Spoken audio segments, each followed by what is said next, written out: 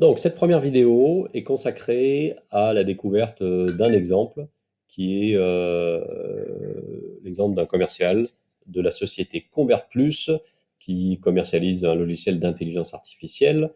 Et le client visité est Cdiscount.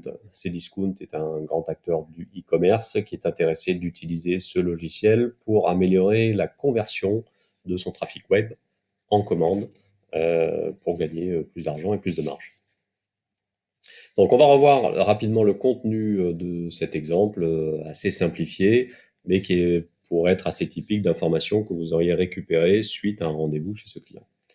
La société Cdiscount investit dans le logiciel d'intelligence artificielle ConvertPlus, qui permet d'augmenter le taux de transformation des visiteurs en commande.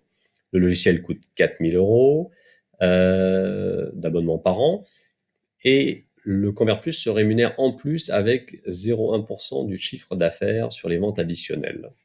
Voilà.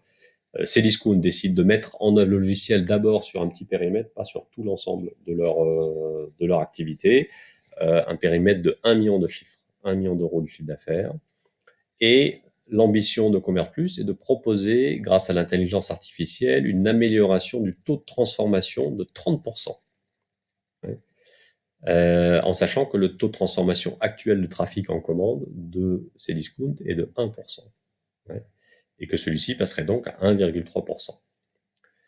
Pour simuler la situation future, le Cdiscount a précisé qu'aujourd'hui, dans le e-commerce, il y avait une bonne croissance et que sans investir dans ConvertPlus, il afficherait probablement une croissance du chiffre d'affaires de 10% par an.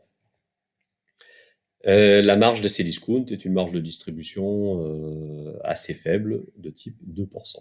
Voilà. Donc ça, c'est la situation business. Et la première étape que nous allons traiter dans la foulée, ça va être celle d'extraire de ce petit corpus de texte. Vous voyez qu'il y a des mots, il y a des chiffres. Et on va se concentrer tout particulièrement sur les éléments chiffrés pour voir comment on les transforme en des cases Excel et le début de la construction d'un tableau.